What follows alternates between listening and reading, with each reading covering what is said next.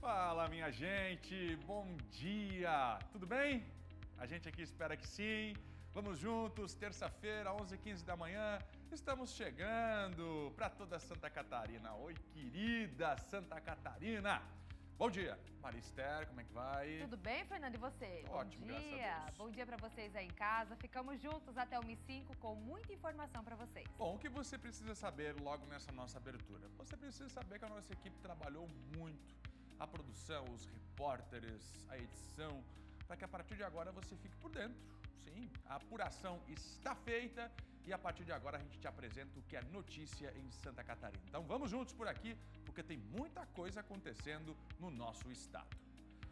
Chuvas na Grande Florianópolis é o destaque. Santo Amaro da Imperatriz e São Pedro de Alcântara sofreram com as fortes chuvas dos últimos dias. Ao vivo, todos os detalhes para você. Na Terça do Emprego, nós temos as oportunidades para a temporada de verão. E tem um setor aí que aumenta a oferta de vagas em até 20%. E a gente já vai falar para vocês. Caso do cirurgião plástico investigado na capital. O Ministério Público começa a ouvir os depoimentos dos pacientes que denunciaram o médico. E a gente mostra. E no SCC Sport vocês conferem tudo sobre o jogaço de bola logo mais aqui na tela do SCC SBT entre Real Madrid e Milan pela quarta rodada da fase de Liga da Champions. E também a preparação de Criciúma e Brusque que vão a campo na noite de hoje. Tem também todos os detalhes da previsão do tempo, a instabilidade que continua aqui em Santa Catarina. Vou te contar tudo a partir de agora aqui no meio-dia. Fique com a gente, estamos no ar.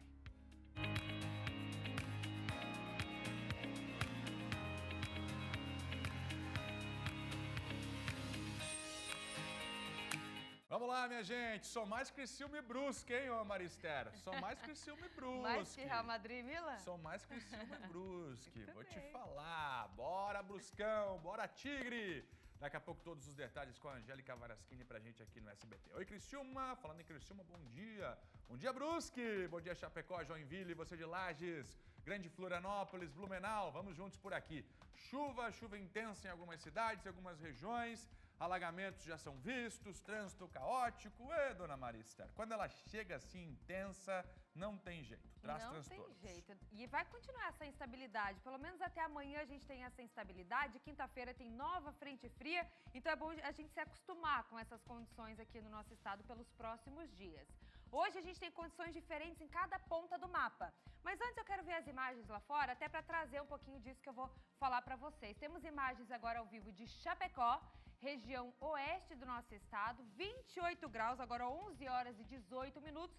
Por lá, agora o tempo é mais seco, a gente consegue ver a cobertura de nuvens ao fundo, mas também temos sol na região oeste. Vamos continuar? Joinville, região norte do estado, tem 26 graus neste momento. Joinville, assim como as outras regiões, as outras cidades aqui da faixa leste, hoje ficam com instabilidade ao longo de toda a terça-feira por conta da circulação marítima. Vamos ver agora Blumenau na sua tela? O mesmo cenário, muitas nuvens, chove, para um pouquinho, pode chover de novo e vai assim o dia inteiro, viu? Itajaí, região do litoral norte, tem 27 graus, também com mais instabilidade hoje, poucas aberturas de sol e muitas nuvens. A chuvinha que vai e vem também. Para encerrar agora, Florianópolis, 25 graus, também por aqui. Já tivemos chuva, parou, teve solzão, chuva de novo e agora a gente consegue ver um pouco de céu azul ali ao fundo. Então, como eu ia explicando para vocês, hoje temos duas condições diferentes em cada ponta do nosso mapa. Do lado leste, principalmente aqui da Grande Florianópolis até o norte do estado, circulação marítima. Aí traz um pouco de tudo, nuvens, sol e chuva ao longo da terça-feira. Já na parte oeste de Santa Catarina, é sol na maior parte do dia e pancadas de chuva com trovoadas isoladas à tarde. E por aqui existe o risco para temporais localizados. Continua o calorão, esse ar abafado, essa sensação continua também em todo o nosso estado. Extremo oeste tem 31 de máxima, oeste tem 30, meio oeste 28, serra também com 28 graus hoje. Planalto Norte tem 25, 25 também no Vale, no norte do estado. Grande Florianópolis esquenta um pouquinho mais, tem 26. E Sul Catarinense, região aqui de Criciúma, é onde mais esquenta também, ó, com 30 graus nos termômetros. Para amanhã, vai ser um repeteco de hoje, mas eu vou trazer alguns detalhes para vocês sobre temperatura daqui a pouquinho na previsão do tempo. Agora a gente vai conversar com a Angélica, que vai trazer as primeiras informações do esporte. Bom dia, Angélica. Bom dia, Maria, tudo bem? Tudo, e você? Tudo bem, você viu que tem jogão hoje, né? Jogaço! Jogaço aqui na telinha do SCC-SBT, e é isso que a gente vai começar falando para você agora, aqui no Esporte, trazendo todos os detalhes daqui a pouquinho, porque agora à tarde nós temos duelos de gigantes na telinha aqui do SCC-SBT. Real Madrid e Milan se enfrentam pela fase de liga da Champions League às 4h45 da tarde. Simplesmente os dois maiores campeões do continente europeu, frente a frente. Mas o jogo ficou em segundo plano na coletiva do técnico Carlos Ancelotti. A gente confere agora na reportagem do nosso correspondente João Venturi. O técnico Carlo Ancelotti e o lateral Lucas Vazquez conversaram com a imprensa e dá para dizer que 90% ou até mais das perguntas direcionadas foram sobre a catástrofe que vem castigando a Espanha já há uma semana, devastando principalmente a região de Valência, no leste do país. O Ancelotti mostrou toda a solidariedade dele, disse que o futebol deveria parar em respeito às pessoas que estão sofrendo e que não há motivos para festa, mas que apesar disso haverá jogo, pois é uma decisão que vem de cima. Dá para a gente dizer que havia um clima de tensão na sala de imprensa. Tem sido uma semana difícil depois que aconteceu a tragédia. Sentimos tristeza. Estamos próximos de Valência e dos povos afetados. Falar de futebol é complicado e jogar futebol também é complicado. Somos parte desse país e isso nos afeta muito. Olha só, como eu disse, né, como o João falou, o jogo ficou em segundo plano. Mas prepara a pipoca e fica ligadinho com a gente para acompanhar esse jogaço. E hoje ainda no SCC-SBT, no SCC Esportes, a gente vai falar da vitória do Corinthians no Derby Paulista e também da preparação dos catarinenses Criciúma e Brusque, que entram em campo hoje à noite. Maria? Hoje tem muita coisa boa nesse esporte. Daqui a pouquinho a Angélica está de volta aqui. Até já. Até já, Maria. Tchau, tchau. Fernando agora está chegando. Vamos começar a falar da chuva, Fernando, que foi forte em algumas cidades aqui da Grande Florianópolis, né? Chuva intensa, Maria, em algumas regiões, algumas cidades, provocando transtornos. Eu vou começar com as cidades da Grande Florianópolis agora, Santa Amaro da Imperatriz, São Pedro de Alcântara, que sofreram, viu? Sofreram nas últimas horas, nos últimos dias. Na Grande Florianópolis, chuva intensa durante toda a madrugada, o dia amanheceu com caos no trânsito por conta disso e também alguns pontos de alagamento. Giovana Pacheco está comigo e está ao vivo, traz ela para a tela de Santa Catarina com todos os detalhes. Vamos lá, Giovana, em que ponto da Grande Florianópolis você está? Aí a gente já percebe um rio saindo da calha, é isso? Conta pra gente a situação da região metropolitana com a chuva e a projeção para as próximas horas. Bom dia. Bom dia, Fernando. Bom dia para todo mundo que está nos assistindo.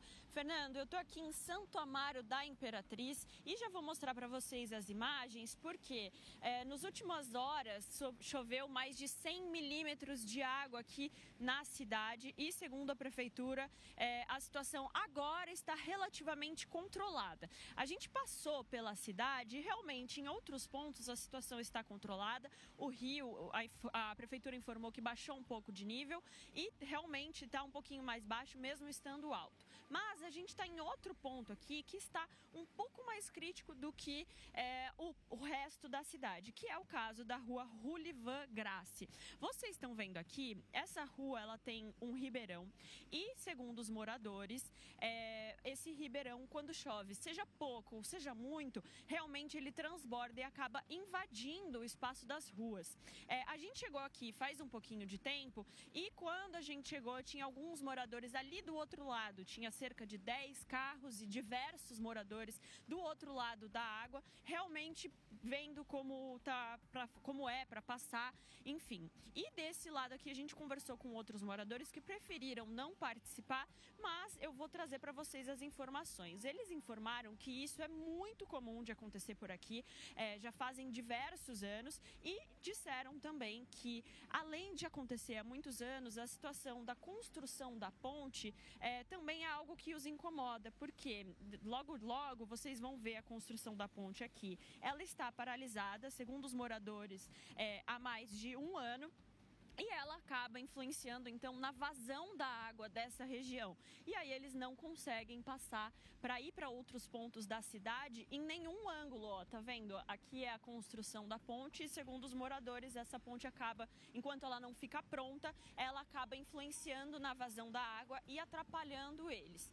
Dito tudo isso, a gente procurou a Prefeitura de Santo Amaro da Imperatriz para saber o posicionamento dela sobre esse assunto. Então, primeiro de tudo, sobre as chuvas e os alagamentos pela cidade, a situação já deu uma melhorada e eles disseram que estão monitorando com a Defesa Civil Municipal. Já em relação a esse caso aqui, a Prefeitura informou que notou que a empresa responsável pela obra paralisou as obras por sem motivo técnico informado e disseram que se viram irregularidades em relação ao pagamento repassado pelo governo federal.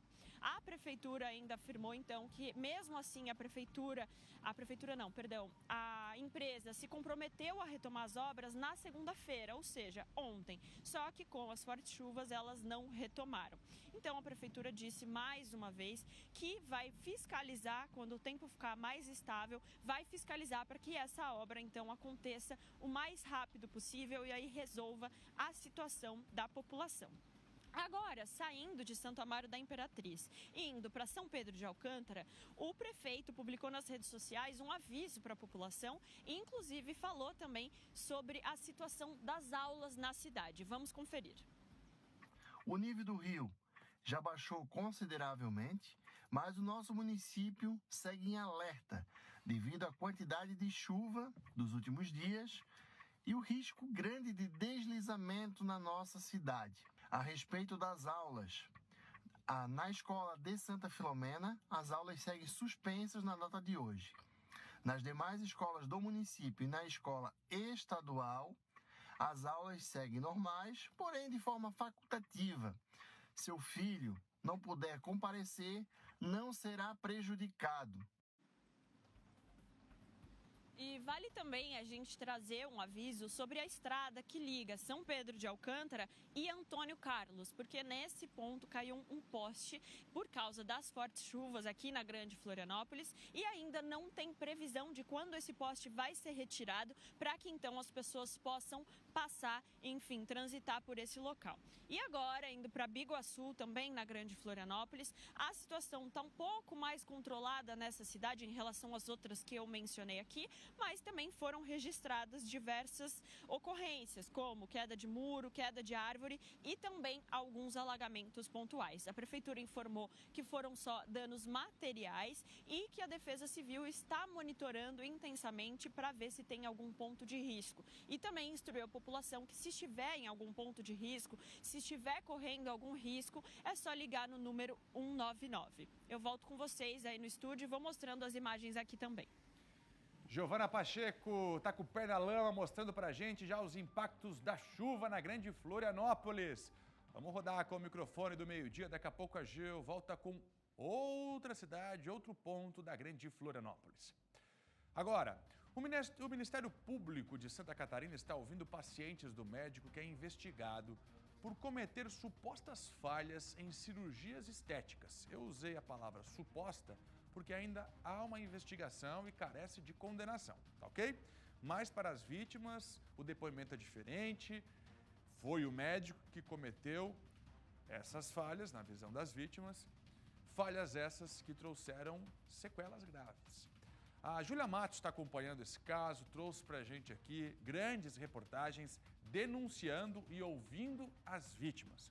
Agora ela vai atualizar para a gente essa investigação que começa no Ministério Público a pedido de quem passou pelos procedimentos e que teve algum tipo de problema. Virou uma indignação nacional, já que esse caso ganhou repercussão em todo o Brasil a partir da apuração do SBT e da Júlia Matos. Júlia, o que significa esse processo que começa no Ministério Público? O que significa para as vítimas? E também o que pode significar para este profissional que continua atendendo na capital catarinense. Bom dia para você. Bom dia, Fernando. Bom dia para vocês que nos assistem. Mais um passo desse caso, divulgado em todo o Brasil, agora com as investigações do Ministério Público. Nós tínhamos as denúncias das supostas vítimas, dessas pacientes que tiveram as consultas e os procedimentos cirúrgicos com o médico cirurgião aqui da capital. E agora nós temos o início da investigação pelo Ministério Público de Santa Catarina. 2 pacientes, supostas vítimas, foram escutadas pelo Ministério Público aqui na capital. Elas que denunciam um médico por supostas falhas cirúrgicas, supostas negligências e imprudências médicas. E, de acordo com o Ministério Público, essas 2 pacientes já indicaram outras mulheres que também fizeram a denúncia contra o cirurgião plástico. E essas mulheres devem ser escutadas nas próximas semanas. O nome dessa operação, agora com as investigações do Ministério Público, é Operação X-Tudo. Isso por quê, Fernando? Mais de uma vítima fala sobre essa procura de apenas um procedimento médico e na hora da consulta ela é apresentada pelo cirurgião a um combo de cirurgias plásticas. Por isso, X-Tudo, é a investigação desse oferecimento de um combo de cirurgias plásticas. De acordo com o Ministério Público, eles estão esperando a apresentação de alguns documentos relativos a uma suposta publicidade legal que estava sendo veiculada. Além disso, eles esperam também as informações do Conselho Estadual de Medicina do Paraná e de Santa Catarina, até porque esse médico já tem uma condenação no Paraná.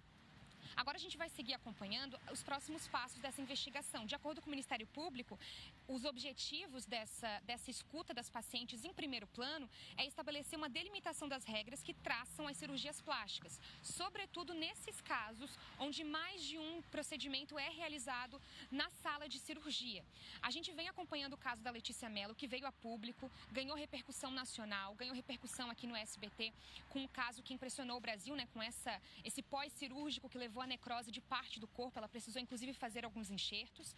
E a gente também vem acompanhando outras 4 pacientes que também já denunciaram o mesmo médico cirurgião, que, como você disse, Fernando, continua atuando aqui na capital por essas mesmas complicações pós-cirúrgicas. O que a gente vem acompanhando, segundo o que a gente tem conversado com essas vítimas, algumas inclusive que não quiseram se identificar com medo dessa retaliação, ainda que apresentando as denúncias ao Conselho Regional de Medicina, assim como a Polícia Civil, todas elas apresentam certo padrão nas histórias, né? A gente vê, então, essas mulheres procurando um procedimento médico e sendo apresentadas a um combo de cirurgias plásticas. A maioria delas é orientada que vai ficar de 4 a 5 horas em cirurgia, mas acabam ficando quase 10, 12 horas expostas a esses procedimentos. A maioria delas também já retorna do centro cirúrgico com alguns sinais de sepse ou mesmo de necrose, e essa complicação pós-cirúrgica, principalmente com a perda de pele, vem acontecendo, vem sido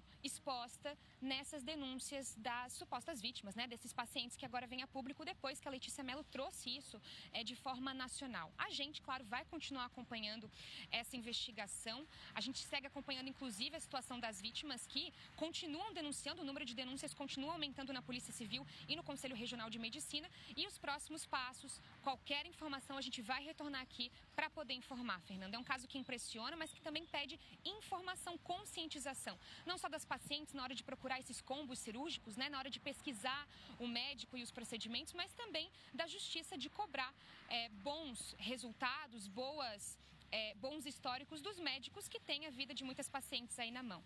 Qualquer informação a gente retorna para trazer para o SCC Meio-Dia. Volto com vocês no estúdio. Essa é Júlia Matos com a investigação no Ministério Público no caso do cirurgião, que agora é denunciado por pacientes em Florianópolis por erros em procedimentos estéticos e cirurgias plásticas. Ministério Público no caso, hein? Júlia acompanhando tudo pra gente aqui depois das denúncias que foram feitas aqui no SBT, alertando novas mulheres, novas pacientes. Ainda hoje, veja o que aconteceu com esse motoboy aqui em Santa Catarina. Se isso não é nascer de novo, eu não sei o que é. Ele vai voar, perceba! Cai da moto depois que um carro corta a frente da motocicleta, ele sai literalmente voando, se levanta, pega a sacola e vai embora. Rapaz, esse aí nasceu de novo. Você confere onde tudo aconteceu já aqui no nosso Meio-Dia, porque agora é hora da gente ir para os Estados Unidos. Donald Trump, Make America Great Again, or Kamala Harris, a President for the All. Quem vence, meu caro Roberto Azevedo? Eleição importante para o mundo lá nos Estados Unidos e tem impacto aqui em Santa Catarina? Se eu tivesse essa resposta, bom dia, Fernando, bom dia a você que nos assiste. Se eu tivesse essa resposta, quem vence, eu seria um bilionário em dólares nesse momento, né? Mas não tenho esse poder, perdi a minha bola de cristal quando eu era criança, nunca mais achei. Mas tenho, por análise, por experiência, por acompanhar a cena política americana, a impressão que esta eleição será decidida por conta da economia. Economia. O bolso do americano é a parte que mais interessa ao povo daquele país que fica no nosso continente. Nós fazemos parte do mesmo continente. Existe um continente americano. Nós é que historicamente dividimos em 3 partes, mas existe um continente americano. Portanto, vamos dar uma olhadinha. Depois eu falo nas questões políticas, ideológicas, que hoje estão tomando conta das redes sociais. Um diz que é Câmara, o outro diz que é Trump, e que a vitória do Trump encaminha uma vitória do Jair Bolsonaro em 2026. Isso tudo fica longe desta realidade. O peso dos Estados Unidos na economia brasileira. É com isso que a gente tem que se preocupar numa primeira análise. Os Estados Unidos já foi, mas não é o maior aliado brasileiro, não é o maior parceiro comercial. Hoje é a China, mas os Estados Unidos está ali pertinho. Em 2023, essa balança comercial somou 75 bilhões de dólares. É muito dinheiro. Só que temos um problema. Ela é superavitária para os americanos e deficitária para os brasileiros. Ou seja, nós compramos mais dos Estados Unidos, importamos mais do que exportamos, do que vendemos.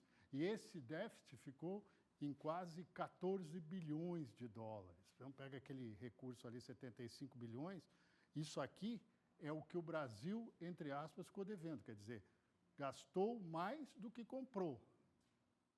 As importações brasileiras dos Estados Unidos, para os Estados Unidos, cresceram 30%. Olha só, ainda com o crescimento das importações, ou seja, mais uma vez, compramos mais do que vendemos, passando de 39 bilhões, quase 40 bilhões, né, para 51.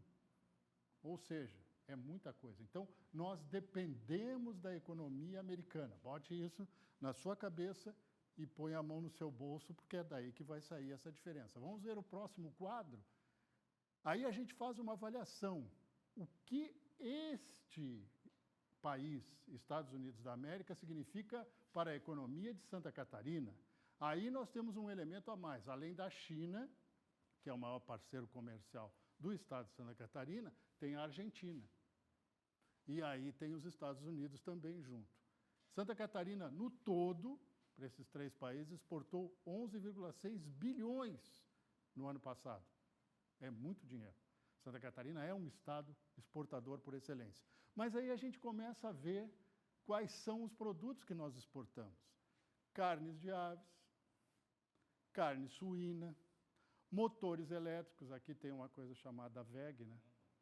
Que é uma potência, compressores, motores elétricos. A soja, Santa Catarina também está virando um grande produtor de soja no Brasil. E partes de motor. Aí, motores elétricos e parte de motor já é um produto com algum valor agregado, mas ainda são as commodities que nos mantêm. Commodities é aquele produto que não precisa de muito processamento, né? Então, está lá, normalmente agro e também agro, né? São os produtos mais do campo que a gente mais exporta, ou seja, commodities.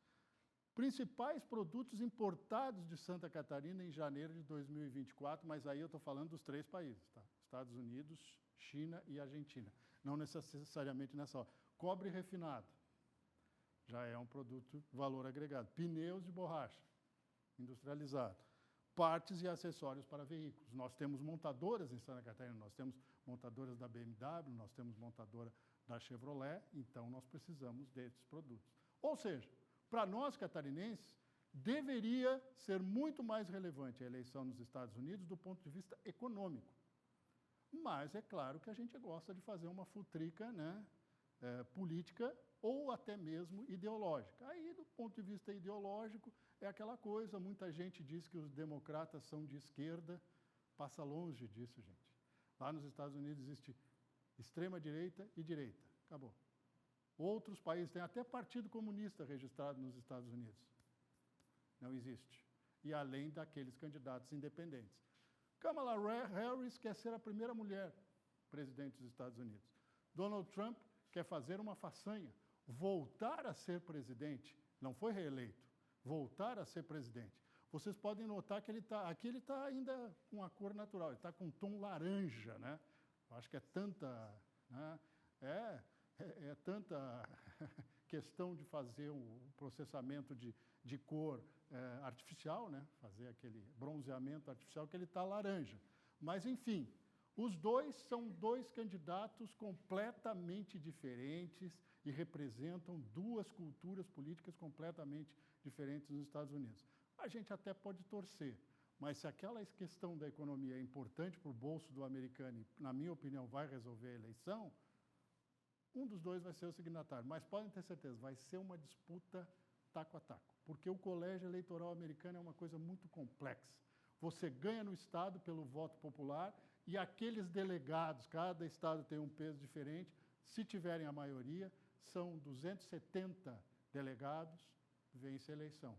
Não é raro o candidato que é mais votado popularmente, o voto popular, não ganha a eleição. Ganha quem tem mais. O caso da Hillary foi assim. Exatamente. A Hillary teve mais votos, só que aí os delegados, o Trump levou. É mais venceu. forte, mais forte. Mas os Estados Unidos estão preparados para eleger a primeira mulher, Roberto Azevedo? Olha, os Estados Unidos estão num litígio muito maior quando o assunto é democracia. Eu acho que é o outro debate, pano de fundo, se os Estados Unidos querem esse modelo que eles têm e se a democracia está ou não em risco. Ela esteve em risco, né? Ela esteve em risco no final do governo de Donald Trump. Outro detalhe que eu acredito, infelizmente, quem vencer a eleição vai comemorar e quem perder vai contestar o resultado, como se nunca se viu na história dos Estados Unidos. Na última eleição, o Donald Trump questionou o resultado, não queria que o Biden sequer recebesse a homologação do Congresso. Não queria sair de lá de jeito nenhum. Exatamente. Vamos aguardar. Eles estão votando hoje, lá por 2, 3 horas da madrugada, provavelmente o resultado final desta eleição. Vai demorar um pouquinho mais. Vai demorar um pouquinho mais. Roberto Azevedo, tem mais dele lá em scc10.com.br, agora destacando as eleições nos Estados Unidos e o impacto aqui para o Brasil, a economia do Brasil e Santa Catarina. Obrigado, Roberto, por esse recorte valiosíssimo. Maria. Bora lá, 11 horas e 43 minutos, a gente vai falar agora de um caso de maus-tratos que aconteceu na Serra e comoveu muita gente. O tutor de uma cachorrinha tentou operar o animal sozinho, sem a supervisão de um veterinário em Lages. O animal precisou ser socorrido pela equipe de gerência de vida animal da cidade e a Shaina está chegando ao vivo com as informações sobre esse caso. A gente tem informações, Shaina, sobre o estado de saúde dessa cachorrinha? Bom dia para você. Oi, Maria Esther, bom dia para você e para todos. Felizmente, a cachorrinha passa bem, ela passou por uma cirurgia com veterinários, né, numa clínica veterinária e está bem, se recuperando bem. Mas essa denúncia de maus tratos aí chamou a atenção, né, comoveu inclusive muita gente, porque aconteceu no fim de semana, a Polícia Militar foi chamada através de uma denúncia de que um tutor, né, teria tentado operar a cachorrinha, a princípio seria fazer uma castração, mas ao chegar no local, a Polícia Militar constatou que não era uma castração, mas sim, ele estava tentando retirar um tumor das glândulas mamárias da cachorrinha. E aí, claro, né, imagina, não tem nenhuma experiência, não tinha nenhum preparo, nenhum também, nada para poder fazer a cirurgia em casa, né? E aí foi chamado, então, a Polícia Militar chamou a Secretaria de Serviços Públicos, o fiscal do meio ambiente, que trabalha, então, na gerência de vida animal, e aí também uma protetora e uma veterinária foram até o local para socorrer essa cachorrinha idosa da raça pastor alemão. então, que mobilizou as autoridades no fim de semana. Então, ao chegar no local, a equipe encontrou a cadela deitada com sinais de sofrimento físico e sangramento. A cachorrinha já havia recebido os primeiros cuidados de uma veterinária e de uma protetora de animais. No exame inicial, então, foi constatado que o animal apresentava uma lesão grave na região das glândulas mamárias. O dono, teria, então, tentado fazer uma incisão no tumor, expondo o animal ao sofrimento. Então, após o resgate, ela foi encaminhada à clínica veterinária, passou por uma cirurgia e agora passa bem em recuperação na clínica. O tutor, o responsável, então, pelos maus tratos, foi encaminhado para a delegacia da Polícia Civil, prestou esclarecimentos e foi detido, ele está preso no presídio regional aqui de Lages, aguardando, então, permanece à disposição da Justiça, acusado de maus tratos qualificados contra os animais. Por sorte, então, ela conseguiu ser socorrida a tempo e aí então está se recuperando na clínica veterinária, mas chamou bastante atenção, principalmente do pessoal de proteção animal aqui da cidade e de todo mundo que gosta dos animais e que preza pela saúde, pelo bem-estar dos animais. Infelizmente aconteceu esse caso aí triste e que agora com certeza vai ter um final feliz, porque ela está se recuperando na clínica veterinária e posteriormente então vai ser colocada para adoção. Eu volto com vocês aí no estúdio. Obrigada, viu, Shaina, pelas informações. Então, o tutor está preso e a cachorrinha passa bem lá em Lages, na Serra Catarinense. Fernando, contigo. A caça ilegal entrou na mira de uma operação realizada hoje cedo em cidades do Vale. Os criminosos agiam dentro do Parque Nacional da Serra do Itajaí. O PC está acompanhando investigações que acontecem por lá e vai trazer agora todos os detalhes. Vamos lá, PC. Conta pra gente o que a polícia já revelou. Bom dia.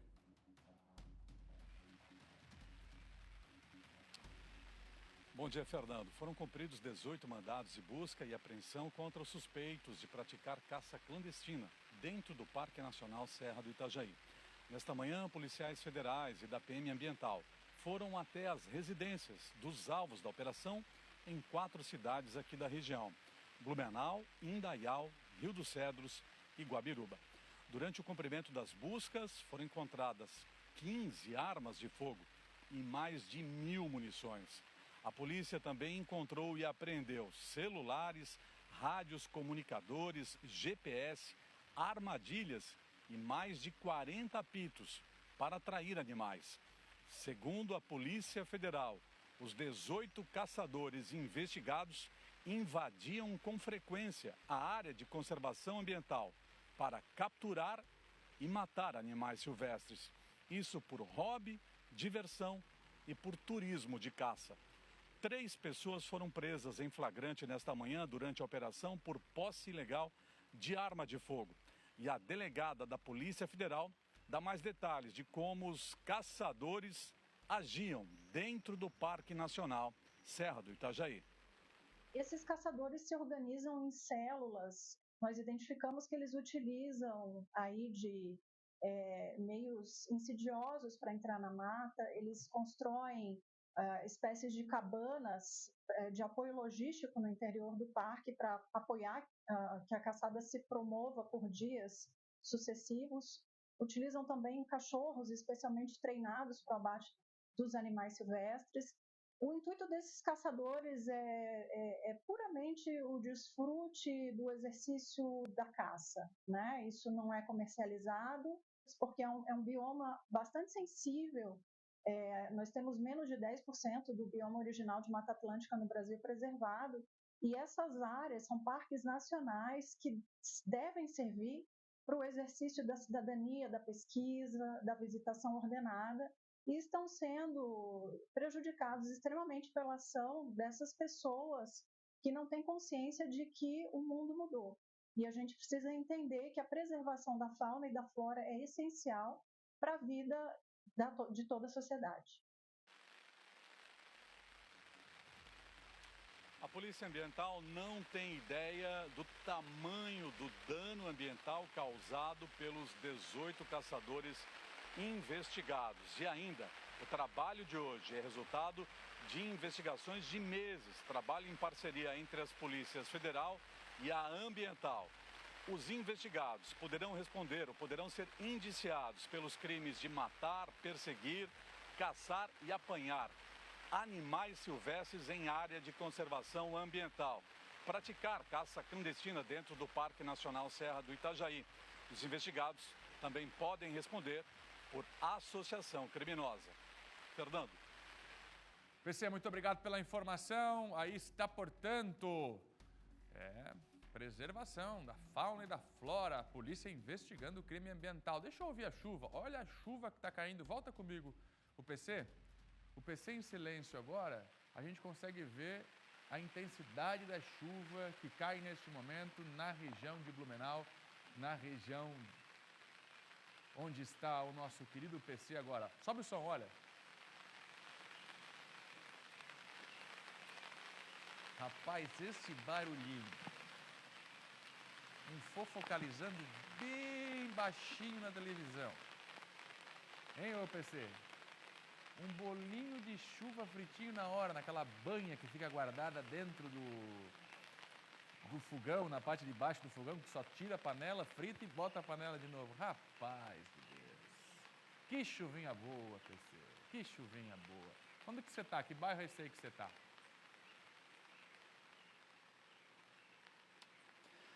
Eu estou aqui na região da Rua Bahia, bairro Salto, aqui no Salto Weisbach. E aqui, ó, na sede da Polícia Militar Ambiental. Agora há pouco os policiais concederam entrevista coletiva sobre essa operação, Fernando Machado. E sim, por aqui também é tradição. Quando chove, à tarde, tem que ter o saboroso bolinho de chuva. Falou e disse, grande PC está comigo, daqui a pouco ele volta, porque essa chuva, embora seja gostosa para ficar em casa, ela traz transtornos. Ela é ótima para a agricultura, ela é ótima para acabar com a seca, mas ela traz transtornos importantes quando o assunto é trânsito. E já tem região alagada. Se o pessoal da produção conseguir puxar ali, o PC vai mostrar para a gente já rua alagada e o transtorno que um bairro da cidade vem vivendo por conta também da chuva. Já para você, todos os detalhes, o PC vai correr para lá e vai contar para a gente aqui. É uma imagem de um ônibus tentando atravessar uma rua, mas com dificuldades. Mas já depois a produção encontra para a gente aqui no nosso meio-dia. Atenção! Um esquema de licitação fraudulenta e desvio de recursos públicos no DENIT do Paraná está na mira de investigações de agentes da Polícia Federal, ainda auditores da Receita Federal e Controladoria Geral da União. Uma operação está sendo realizada hoje e a Cris é quem vai trazer para a gente todos os detalhes ao vivo. Vamos lá, Cris. O que a operação quer encontrar? Bom dia. Oi, Fernando. Bom dia a você, a Maria, você que nos acompanha aqui pelo SCC Meio-Dia. Isso, essa operação está sendo realizada além de Curitiba, os estados de Espírito Santo, Pernambuco, Rondônia, São Paulo, Distrito Federal e aqui em Santa Catarina, nas cidades, Fernando, de Itajaí e Florianópolis. É uma operação grandiosa que iniciou lá em janeiro de 2022.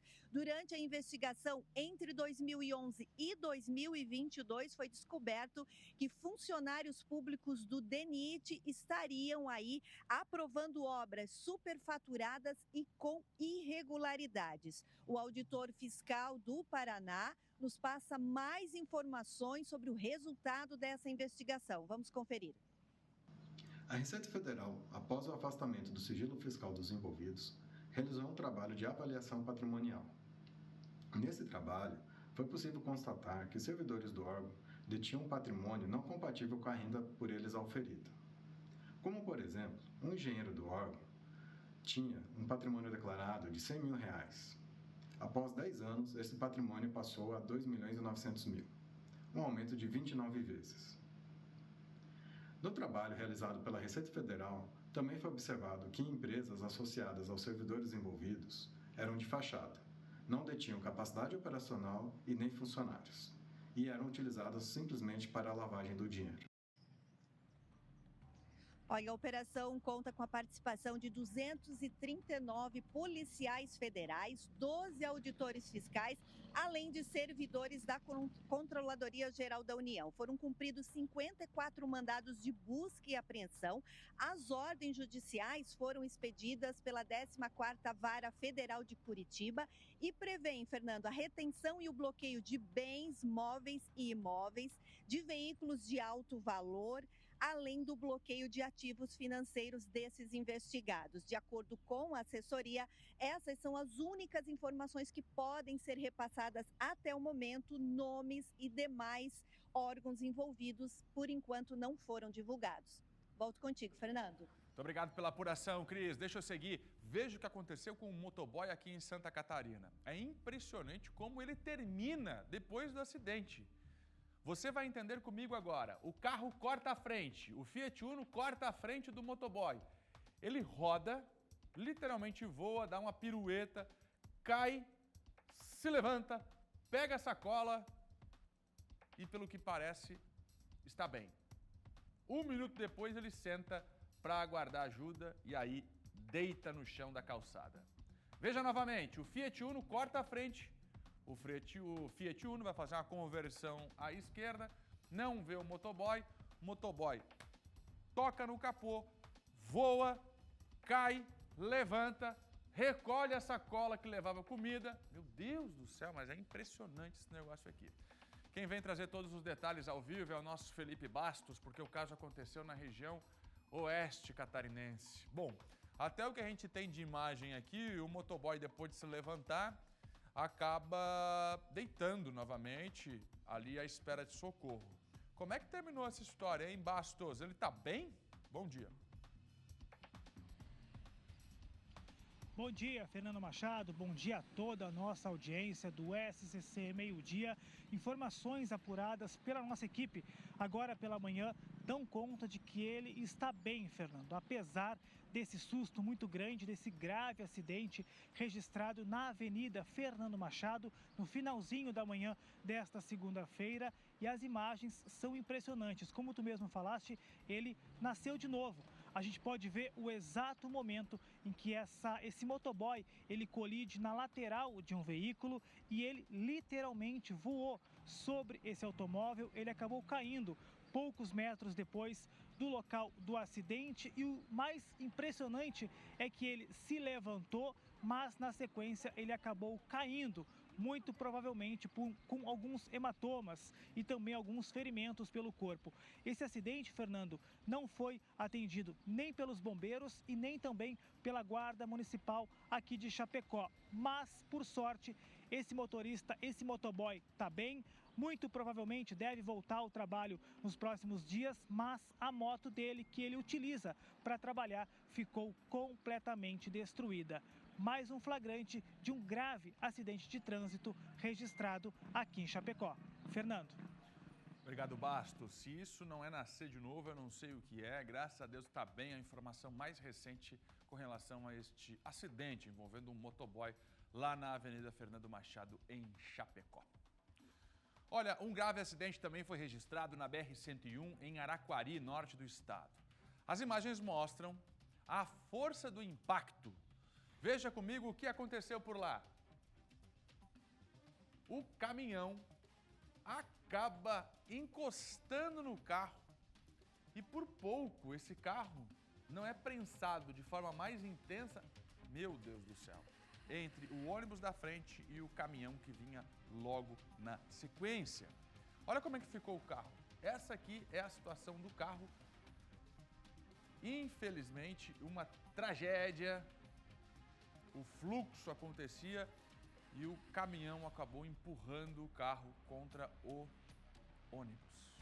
É o sanduíche que a gente fala no acidente de trânsito quando um carro é prensado. Triste, hein?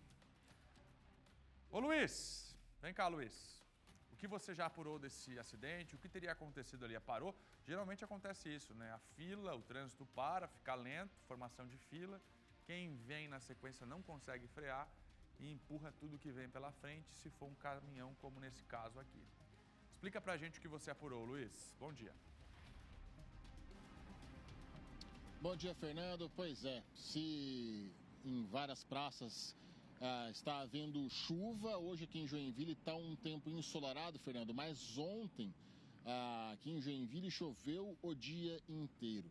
E no momento deste acidente ali na cidade de Araquari, aproximadamente no quilômetro 58, estava chovendo muito nessa localidade. Então a gente pode ver nas imagens, né, que o motorista do caminhão não consegue frear a tempo de se chocar com esse carro preto por conta que os outros carros foram parando também. E aí, por consequência, os freios acabam sendo mais frágeis em pistas molhadas, por isso, né, tem que se andar uma velocidade mais baixa. Então esse carro por pouco não ficou prensado por debaixo desse ônibus escolar. Bom, 2 pessoas estavam neste veículo preto, uma delas foi encaminhada ao hospital com ferimentos leves, porém uma outra pessoa que estava nesse carro acabou sendo encaminhada com ferimentos graves. O estado dessa pessoa é grave, está internada no hospital aqui em Joinville neste exato momento. Agora é esperar para aguardar o estado de saúde dessa pessoa, Fernando. Luiz, muito obrigado pela informação, mas eu vou continuar contigo porque eu quero tratar de um outro acidente que aconteceu na 101. Causou muita fila, é verdade, filas quilométricas. Foi na tarde desta segunda-feira. Em que trecho o acidente aconteceu e como é que está o trânsito agora aí? Explica pra gente, Luiz. Quilômetro 34, Fernando, só para a gente contextualizar então, esse acidente que aconteceu em Araquari, no quilômetro 58, foi por volta das 13 horas, e logo depois um caminhão ficou em L, ele acabou virando, sofrendo um acidente, acabou ficando em L e travou a BR-101 sentido Curitiba. Por isso ontem, Fernando, se juntarmos os 2 acidentes na BR-101, foram registrados mais de 30 quilômetros de filas. Bom, a concessionária e a Polícia Rodoviária Federal fizeram um trabalho rápido para tirar esse caminhão que estava ali, acabou ficando em L por conta deste acidente. Ninguém se feriu, mas o trânsito ontem acabou ficando completamente caótico.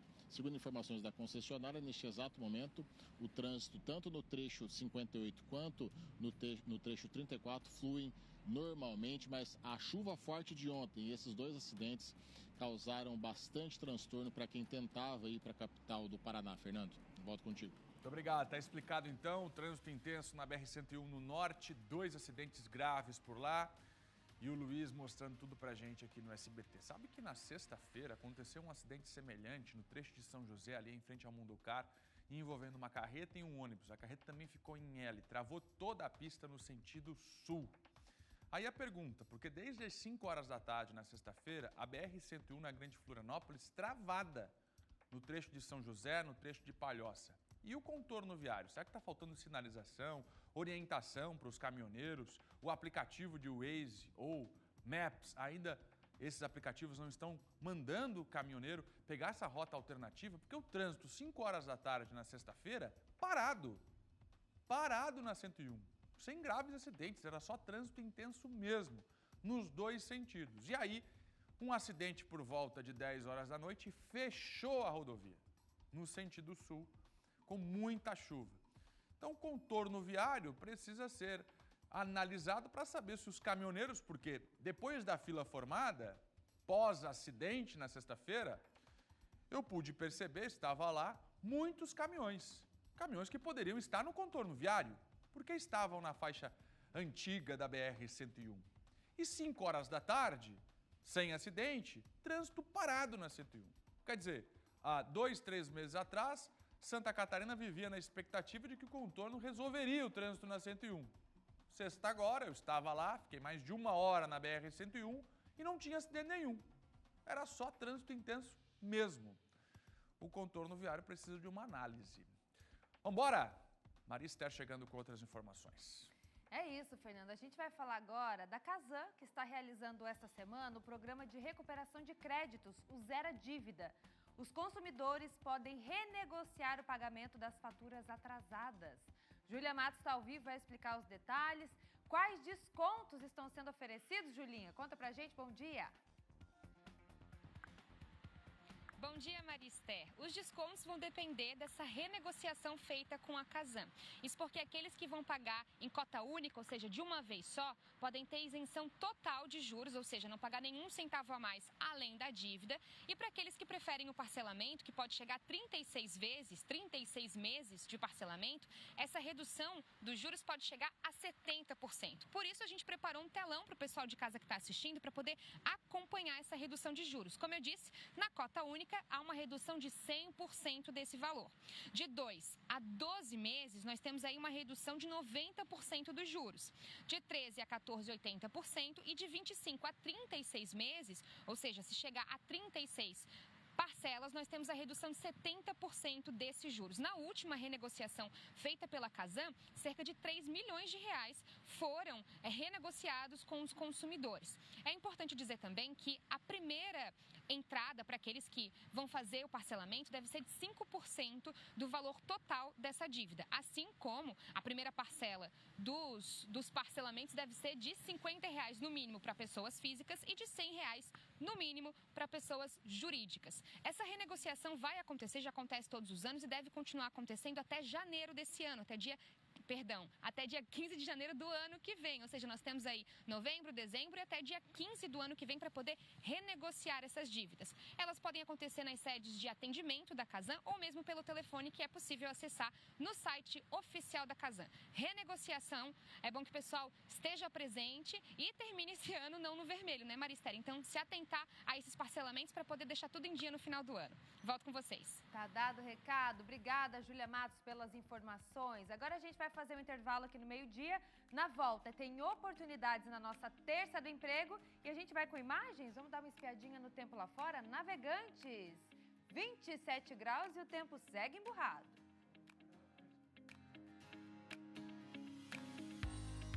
Estamos de volta com o SCC Meio-Dia desta terça-feira e é hora de falar de oportunidade na nossa terça do emprego.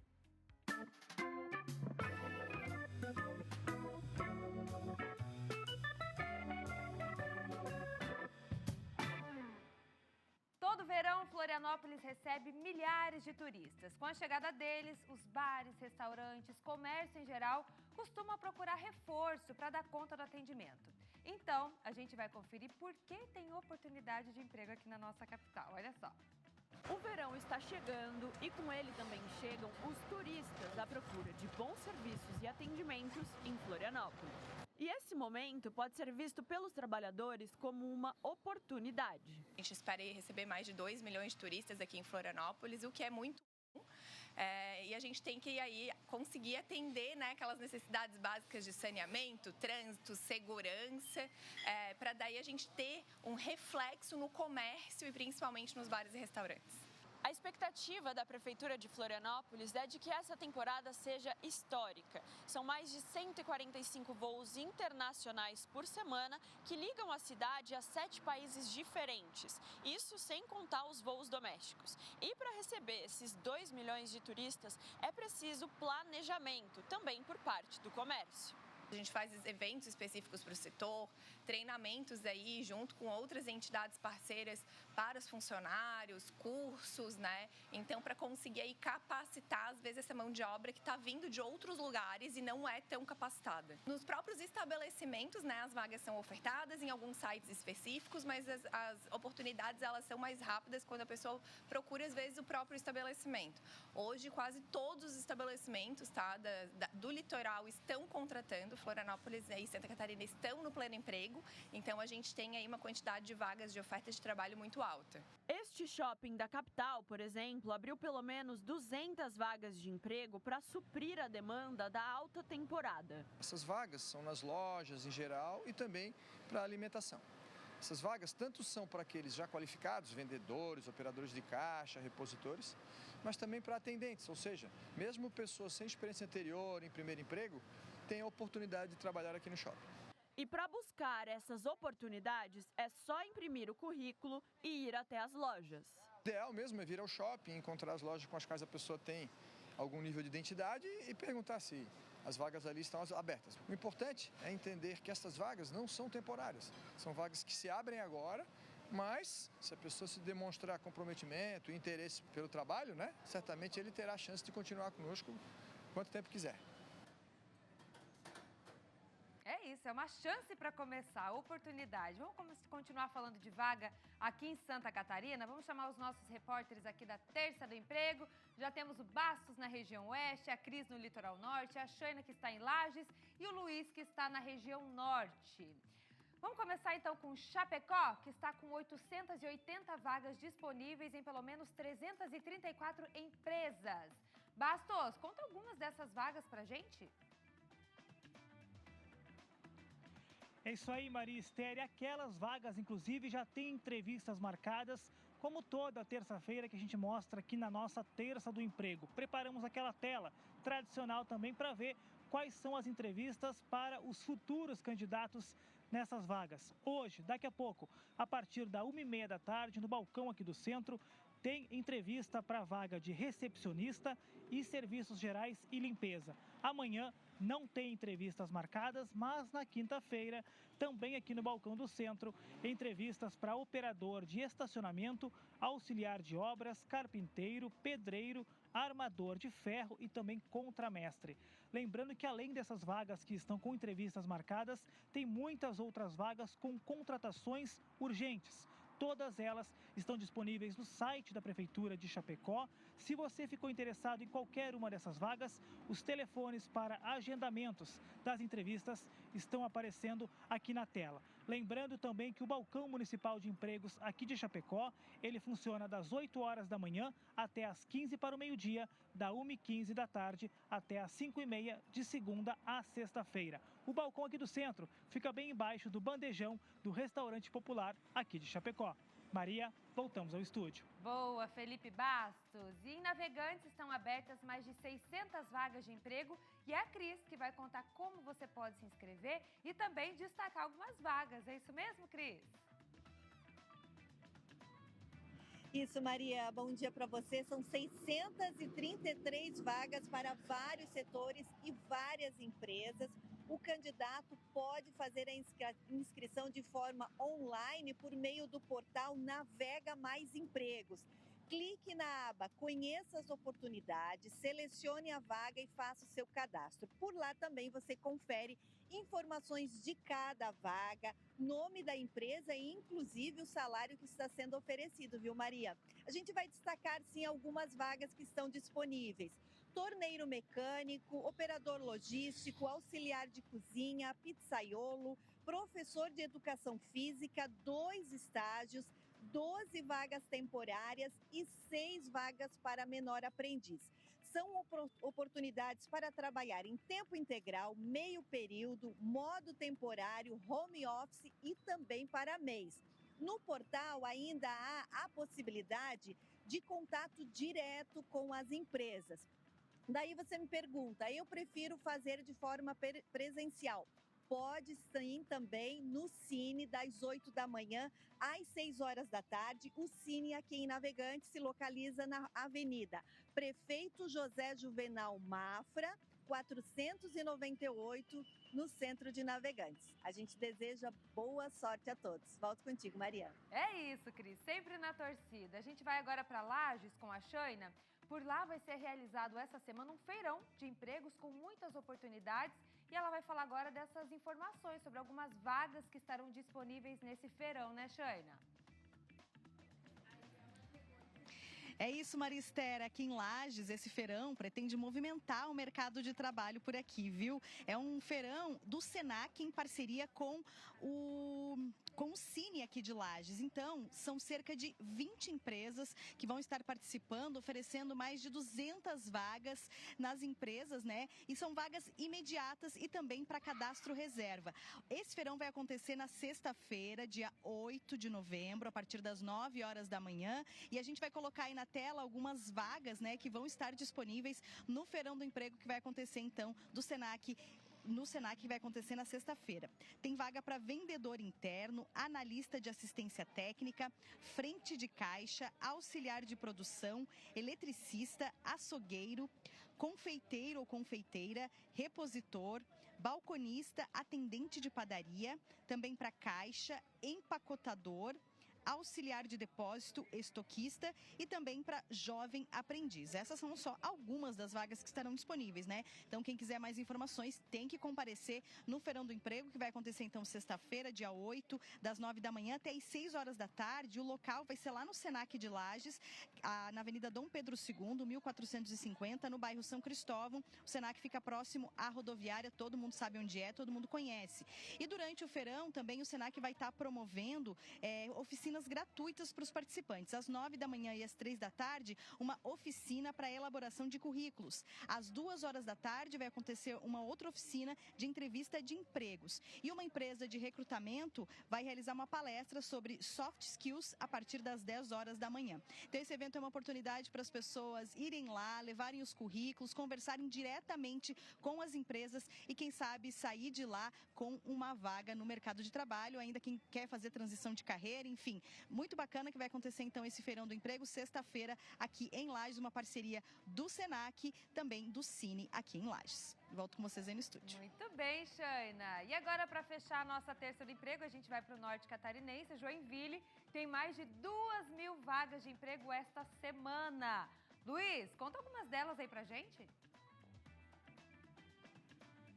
É isso mesmo, Maria Esther, bastante vaga de emprego aqui em Joinville. Nós separamos algumas para vocês. Uma vaga para o almoxarife, 2 vagas para você que é assistente administrativo ou administrativa. Tem também 10 vagas para auxiliar de limpeza e 60 vagas para servente de limpeza. Como você pode se candidatar? Basta ir até o CEPAT, que fica na rua Abdon Batista, número 342, no centro de Joinville, ou, caso você quiser, pode baixar o aplicativo Cine Fácil do seu celular, preencher os seus dados, fazer o seu currículo e se candidatar dentro do próprio aplicativo.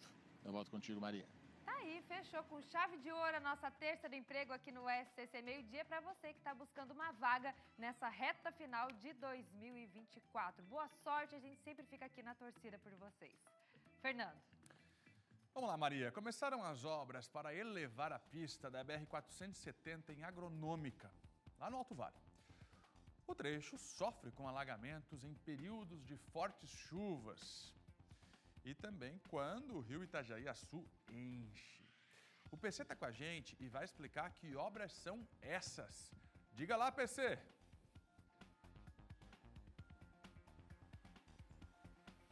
Digo sim, Fernando Machado. E olha, preciso chamar a atenção, os motoristas que utilizam a BR-470 precisam ficar atentos à operação Siga e Pare lá no quilômetro 148 da BR-470 no Alto Vale do Itajaí, porque os trabalhos ocorrem diariamente das 8 horas da manhã até as 5 horas da tarde. E as imagens que a gente mostra agora aqui na tela do SCC Meio-Dia não são imagens de hoje, viu, pessoal? São imagens de arquivo, são imagens do ano passado, de outubro do ano passado, quando o Vale do Itajaí foi duramente castigado pelas enchentes. Então, esse trecho aí, onde as pistas serão elevadas, esse trecho ficou por alguns dias interditado no ano passado por conta dos alagamentos históricos ali. Então, a ideia do DENIT é justamente elevar a rodovia para dar fim às interdições da 470 por conta dos alagamentos aí nesse ponto. E o que vai ser realizado para aumentar a altura da estrada? O DENIT planeja o seguinte, então já começou inclusive a colocar o plano em ação. Uma nova base começou a ser feita sobre a pista atual, com colocação de rochas e depois uma nova base, um novo asfalto. A rodovia, nesse ponto aí, será elevada em até 2 metros para dar um fim aos alagamentos e às interdições. Os trabalhos podem levar até 60 dias aproximadamente. Então, o motorista já sabe, pelos próximos 2 meses ou até o final do ano, vai enfrentar a operação Siga e Pare lá na altura do quilômetro 148 no município de Agronômica. Para que o trabalho seja realizado de forma adequada, segura, o trânsito vai seguir fluindo em apenas uma das pistas e com sentido alternado, ou seja, Siga e Pare, Fernando, para tentar pôr fim aos alagamentos naquele ponto. Você, Fernando? PC, muito obrigado. Obra importante lá na 470 para acabar com os alagamentos por lá. Maria. falar de educação, agora no Litoral Norte, já que Itajaí e Balneário Camboriú também estão na fase de rematrículas para a rede municipal. Então é hora de você, pai, mãe, ficar em alerta aí. A gente vai repassar todas essas informações com a Cris, né, para falar das regras agora da educação nessa reta final do ano aí. Rematrículas, Cris, é isso? Isso, Maria. Rematrículas e matrículas. Aqui em Itajaí tem umas regrinhas, sim. O edital foi lançado, está publicado no site da Prefeitura de Itajaí, que é o itajaí.sc.gov.br. As rematrículas iniciam na próxima segunda-feira, dia 11. Vamos às datas das rematrículas e matrículas aqui em Itajaí. Para a educação infantil, rematrícula acontece entre 11 e 14 de novembro, matrícula entre os dias 6 e 13 de dezembro. Para ensino fundamental e o EJA, rematrícula entre 21 e 29 de novembro. A matrícula para o fundamental a partir do 5º ano, entre os dias 19 e 21 de novembro. Matrícula para alunos novos entre 9 e 12 de dezembro.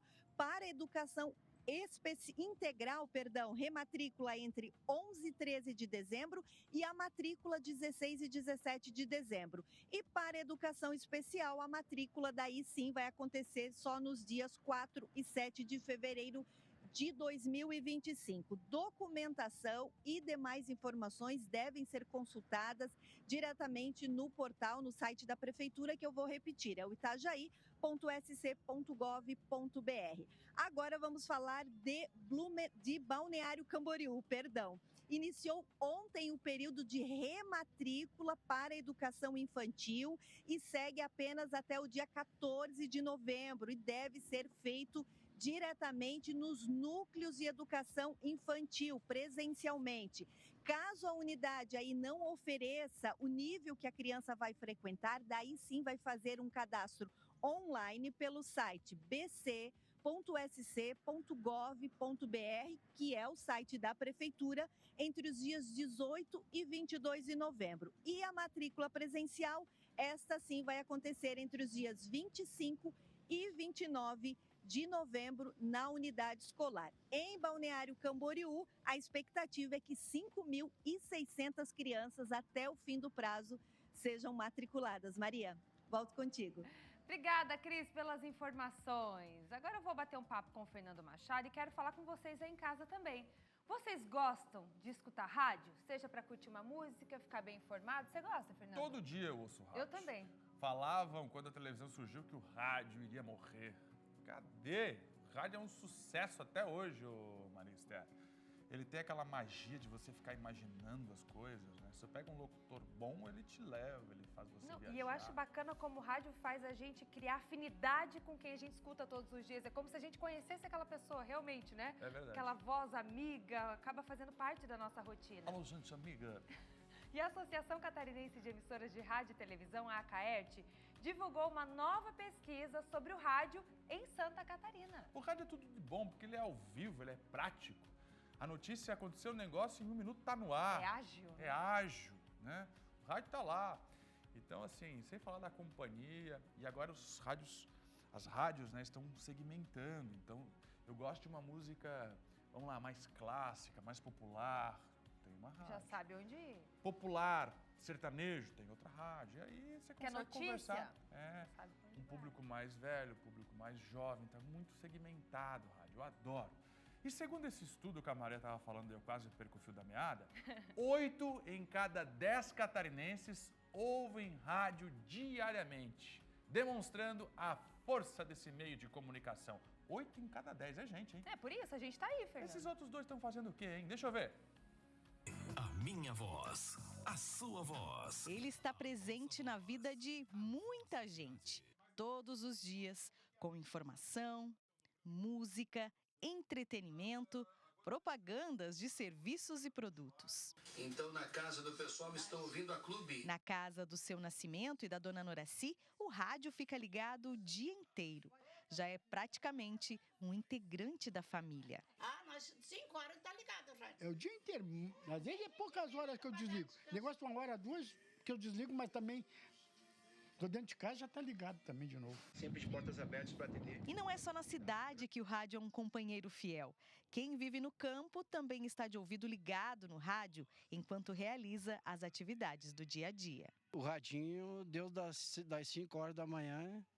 É a minha prioridade. É uma comunicação que abrange toda a cidade e o interior também. Ela é muito ouvida no interior. Uma pesquisa realizada pela Acaert mostra que 8 em cada 10 catarinenses ouvem rádio diariamente, mostrando a força do meio de comunicação, que é um dos mais antigos, mas que é capaz de alcançar um público amplo e diversificado. E exemplos deste sucesso são as rádios Clube e a Massa FM, líderes de audiência em Lages. O rádio sempre foi protagonista, né, da comunicação, principalmente da comunicação em massa, né? Então, as duas rádios, a Clube e a Massa, hoje eles têm 76% dos ouvintes de rádio em Lages.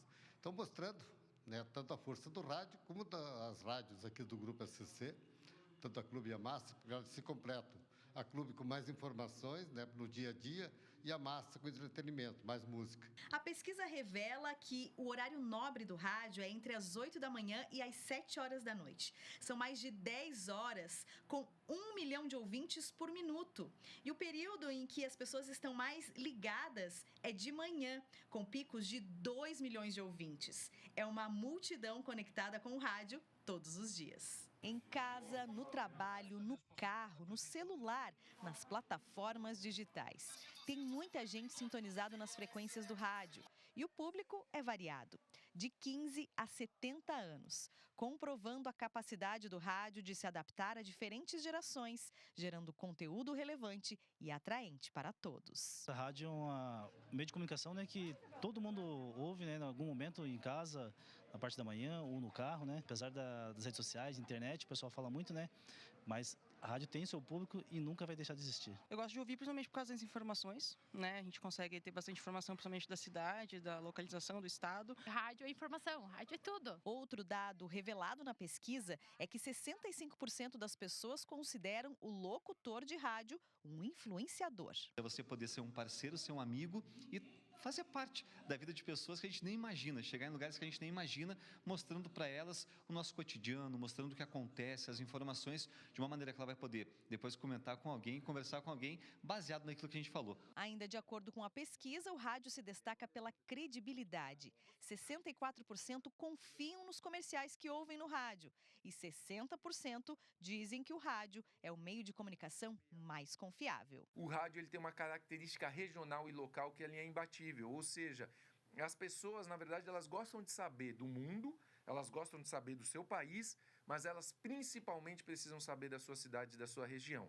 E aí o rádio é um diferencial competitivo enorme, porque é ele que vai te dar desde a informação da promoção do teu comércio local, seja de roupa, serviço ou um supermercado, vamos dizer assim, ou até a informação do trânsito, da previsão do tempo, de um evento bacana que vai ter na cidade naquele dia. Então, o rádio ele tem essa característica regional que mantém ele vivo e essencial para as pessoas. Definitivamente, os catarinenses estão sintonizados, se entretem, se informam e confiam no rádio.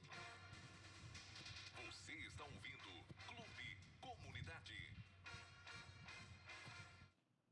Coisa boa, né? Bom e velho rádio, não perde força nunca.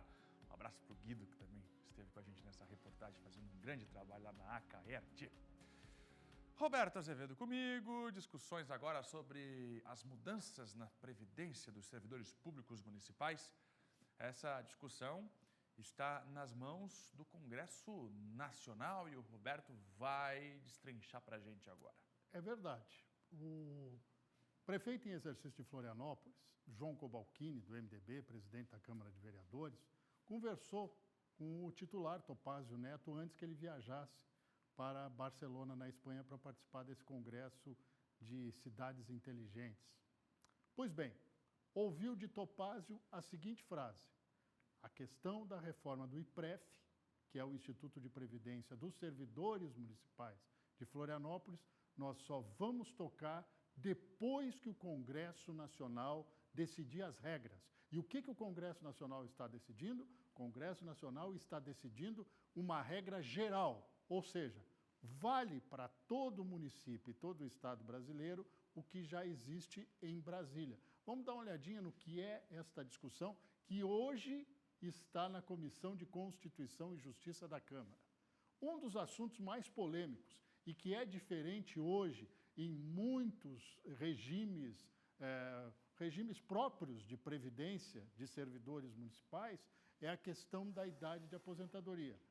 Para um vale 62 anos para os homens, 60 para mulheres, para outro é menos, para outro é mais, outros estão dentro da regra nacional, mas a regra vigente no país hoje é essa: 65 anos de idade para homens, 62 anos de idade para mulheres, com 25 anos de contribuição. Isso aqui é que pega, viu? 25 anos de contribuição. Sendo 10 no serviço público e 5 no último cargo. Eu estou falando de serviço público municipal, não estou falando regra de INSS, que é o regime geral. Estou falando especificamente de servidores públicos municipais. Peguei o exemplo de Florianópolis, mas esta é a regra que vai causar maior polêmica. Podemos tocar o barco e ver quais são as outras situações. O desafio dessa reforma é fazer com que o regime da Previdência seja igual em todos os níveis, município, Estado e União. O que autorizou até agora aquela lei de lá de 2019 é que os municípios e Estado criassem sistemas de previdência complementar e ajustassem as alíquotas de contribuição, somente isso.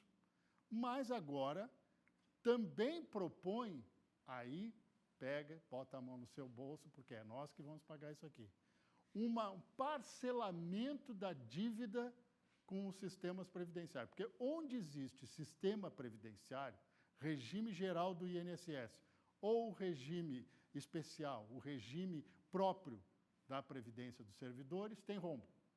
Tem rombo, infelizmente tem rombo.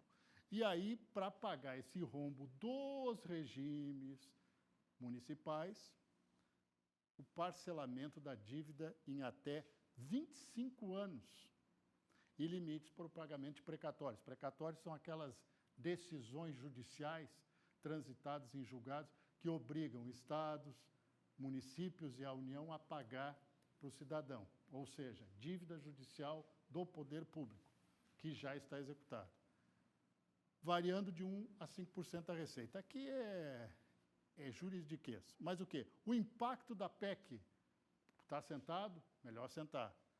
1,54 bilhões, ou seja, 540 milhões. 1,540 bilhões este ano. E sabe quanto é que vai dar em 2027? Quase 2 bilhões. Ou seja, vão mudar o regime, vão deixar tudo adequado e a gente vai pagar a conta. Como? Pagando impostos, que é o que vai sobrar para isso aqui. Tem muito palavreado aqui, mas em resumo é isso. Vão mudar as regras, depende do Congresso Nacional. O que o Congresso Nacional decidir vai valer para todos os municípios. Ainda bem que tem prefeitos com cabeça lá na frente que não criaram um regime próprio de previdência para os servidores. Colocaram o regime de previdência destas prefeituras, normalmente de pequeno e médio porte, no regime geral do INSS, no regime geral da Previdência. Aí o servidor vai dizer, mas é injusto. Não, não é injusto. Todo mundo deveria ter a mesma regra em todos os níveis. E é isso que está em discussão. Portanto, é um assunto que a gente vai falar muitas vezes aqui no meio-dia. Muito bem. Bota a tela novamente aqui, por gentileza.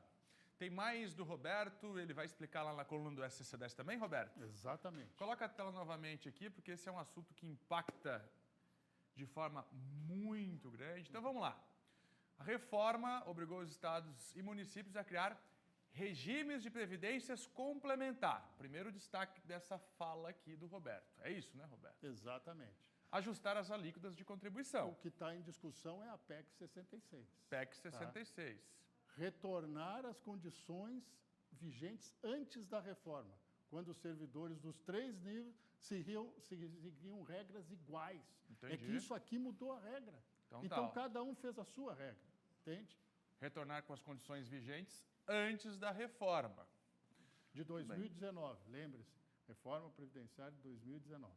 parcelamento de dívidas previdenciárias em até 5% da receita. Aí tudo bem, faz parte do contexto. E o impacto estimado de 1,54 bilhão, com B de bola, como diria Ciro Gomes. Onde existe regime de previdência, infelizmente existe rombo, existe déficit, porque não acompanha o regime, o tempo de vida das pessoas. E você coloca uma coisa na cabeça de você. Quando você está pagando a previdência, falando do regime geral, INSS, você não está pagando a sua aposentadoria. Você está pagando para quem já se aposentou ou quem é pensionista. Você não está fazendo uma poupança. A poupança você faz com um sistema complementar. Aí eu vou dar um exemplo prático para você. Você faz essa poupança com aposentadoria privada. Certo. Aí você está fazendo a poupança para você mesmo. A aposentadoria é sempre um assunto de grande destaque de repercussão aqui no nosso meio-dia. Obrigado, Roberto, pelas explicações. Mais uma parada aqui no MD. Na volta, o esporte e a previsão do tempo. Informações da Champions League. E você confere também como é que fica o tempo em cada região, aí pertinho de você na sua cidade. Previsão do tempo. E depois do intervalo, segura aí que a gente já volta. Estamos de volta com o SCC Meio-Dia desta terça-feira. Nós vamos direto para a previsão do tempo.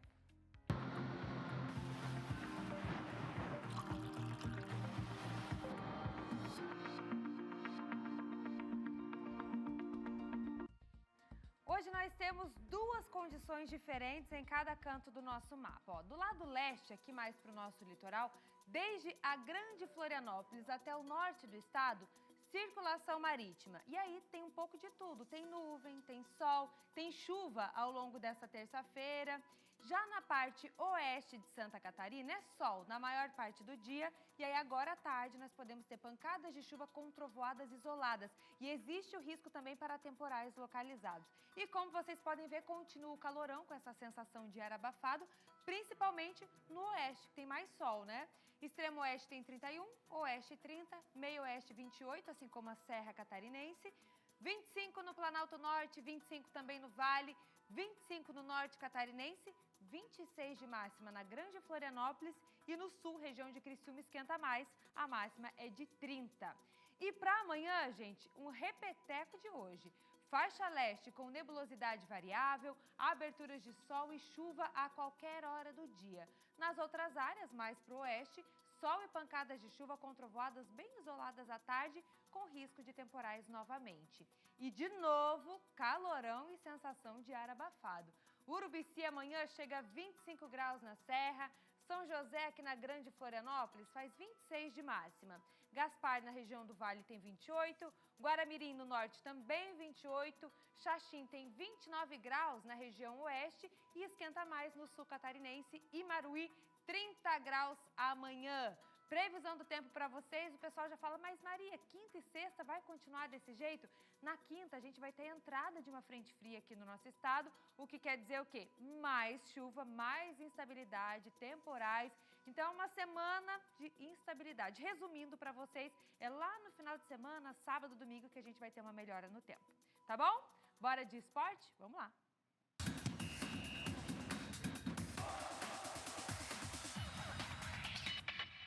Angélica já está com a gente de novo aqui no nosso estúdio. Hoje é um dia de jogão aqui na tela do SCC-SBT, né? Jogaço, Maria. Não dá pra perder. O pessoal de casa já prepara pipoquinha, porque hoje tem Champions League aqui na telinha. Hoje tá bom, hein? Tá bom. E vamos começar falando disso mesmo, aqui no nosso SCC Esportes de hoje, porque a bola rola para Real Madrid e Milan, a partir das 4h45 da tarde, pela fase de Liga da Champions League.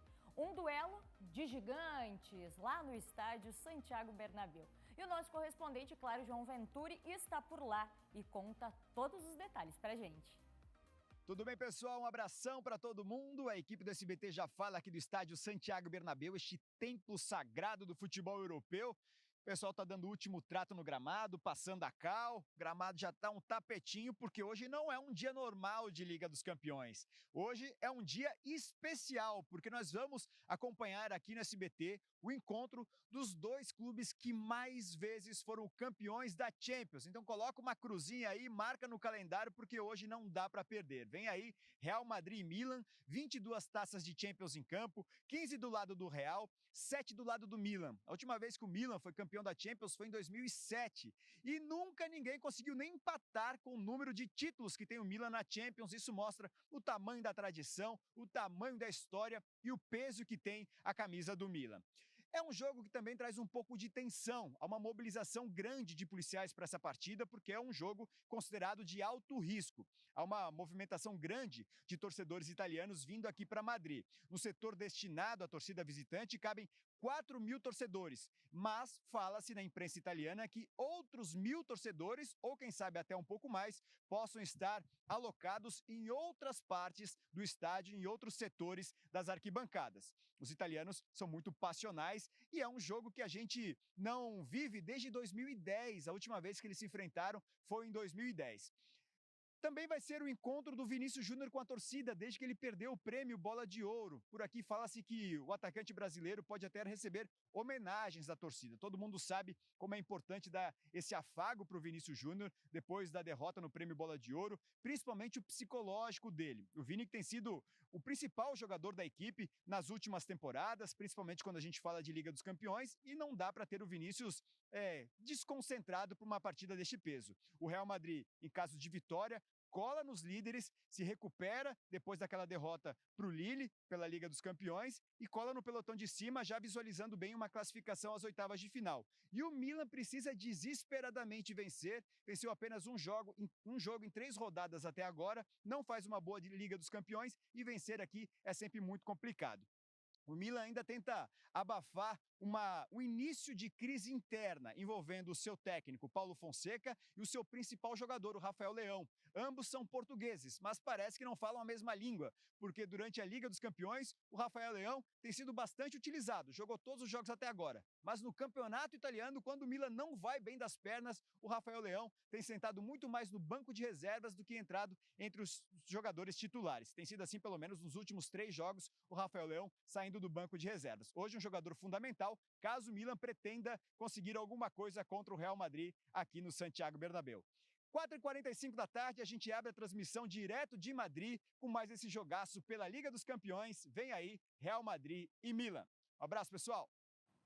Olha só, e fica aqui então um convite para você, o verdadeiro duelo de gigantes, 4ª rodada da Champions. E você acompanha tudo aqui, claro, pelo SCC SBT, Real Madrid e Milan. É hoje, a partir das 4h45. Futebol no SBT, a paixão é aqui. E seguindo falando dos nossos catarinenses, hoje também temos o fechamento da 35ª rodada da Série B. E o único representante aqui do estado que ainda não entrou em campo é o Brusque. O quadricolor recebe o Botafogo de São Paulo às 9 horas no estádio Augusto Bauer.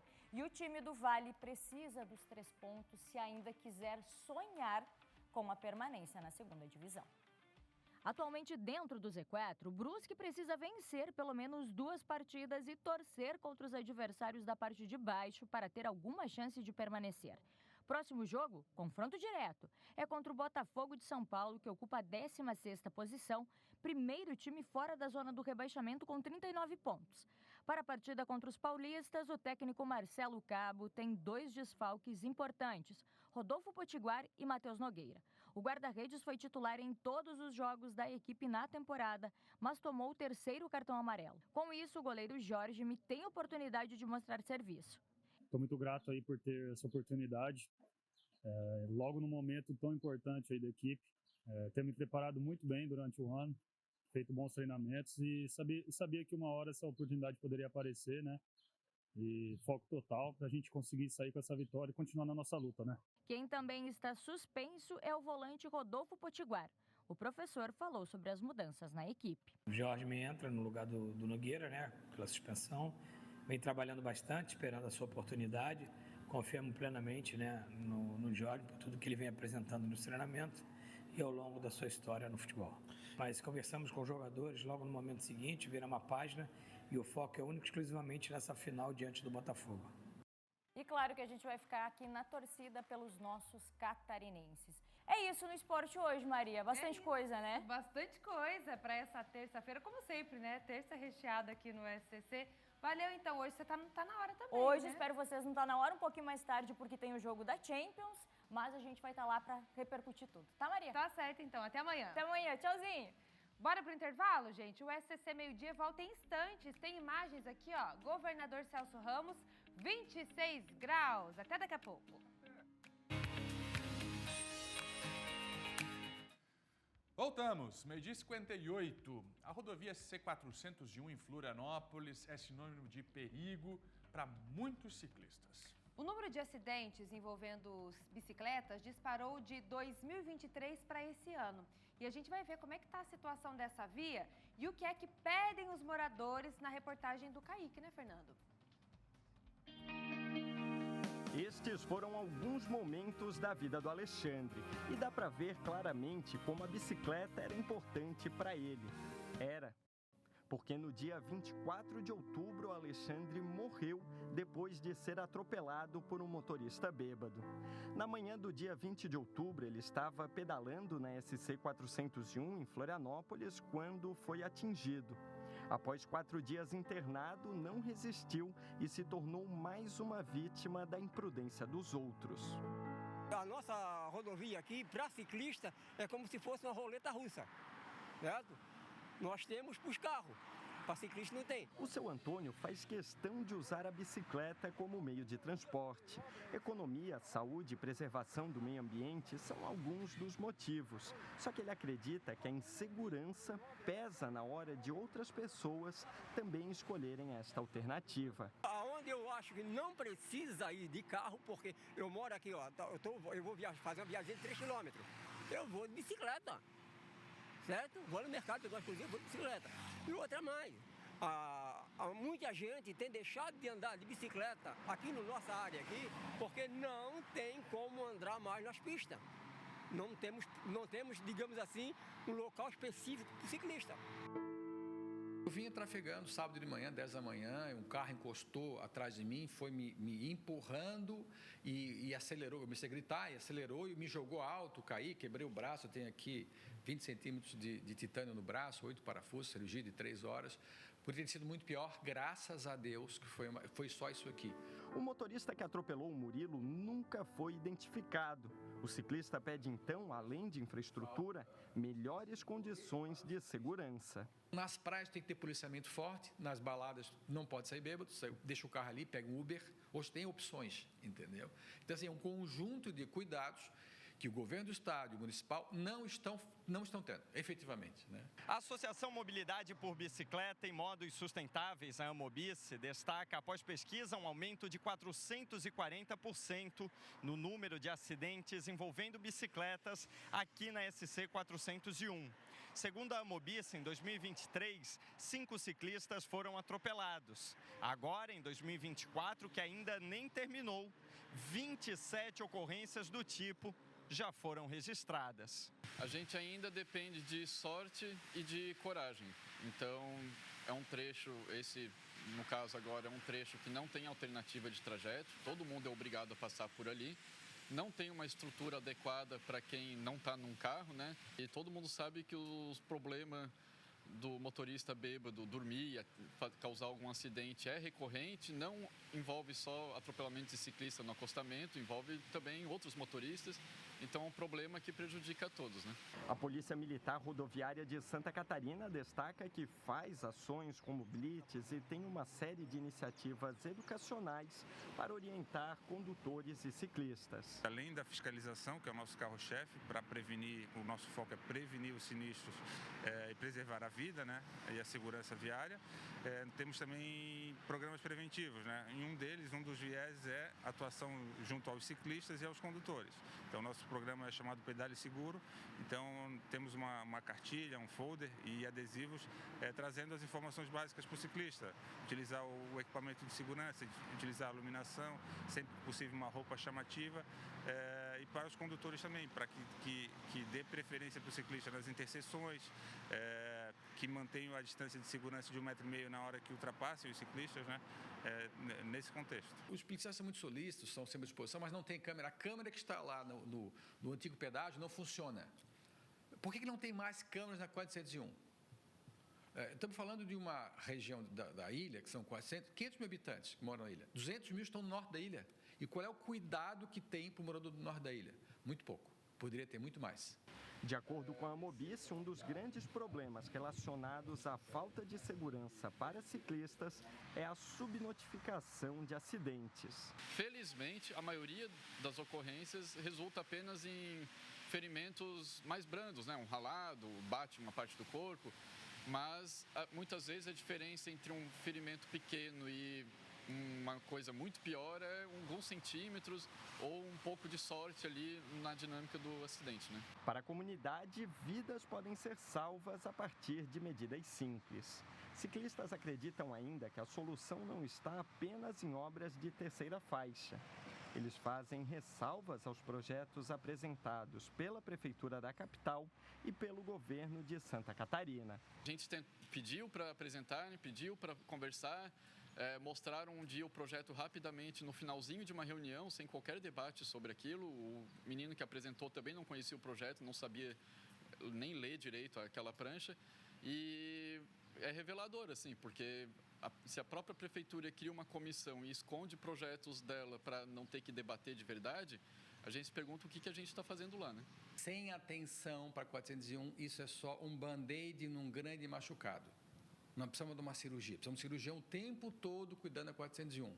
Cortando o mato, tirando a pedra, colocando placa.